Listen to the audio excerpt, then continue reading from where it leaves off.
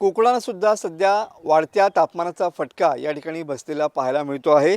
April महिना संपण्यापूर्वीच उष्णतेचा trailer या ठिकाणी कोकणामध्ये या ठिकाणी पाहायला मिळतोय।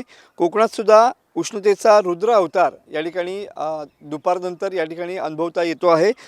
पश्चिमी वाऱ्यांच्या प्रभावामुळे कोकणातल्या हवामानात देखील बदल झालेला आहे आणि त्यामुळे कोकणातल्या तापमानामध्ये देखील वाढ झालेली पाहायला मिळते। कोकणासाठी पुढचे 2 दिवस या ठिकाणी येलो हीट वेव्हज अलर्ट या ठिकाणी देण्यात आलेला पाहायला मिळतोय। तापमानाचा पारा पुढील 2 दिवस हा वाढताच राहणार आहे। समुद्रकिनारी दमट हवामानामुळे उकाडा अधिक राहील अशी शक्यता देखील हवामान विभागाने वर्तवलेली आहे।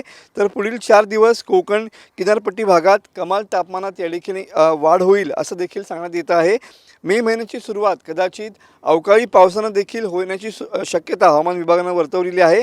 तर कोकणात देखील तापमानाचा पारा हा 41 अंशांवरती पोहोचलेला आहे। त्यामुळे कोकणवासियांची अंगाची देखील या ठिकाणी लाहीलाही होताना पाहायला मिळते। त्यामुळे पुढचे 2 दिवस हे कोकणासाठी सुद्धा महत्त्वाचे असणार आहेत, कारण कोकणातलं तापमान हे वाढू शकतं असा इशारा हवामान खात्याने दिलेला पाहायला मिळतोय।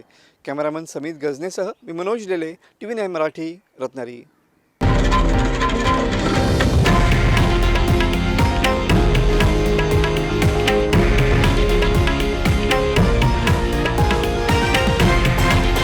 हे आहे देशातील नंबर 1 न्यूज नेटवर्क आणि आपण पाहत आहात TV9 मराठी, एकमेव।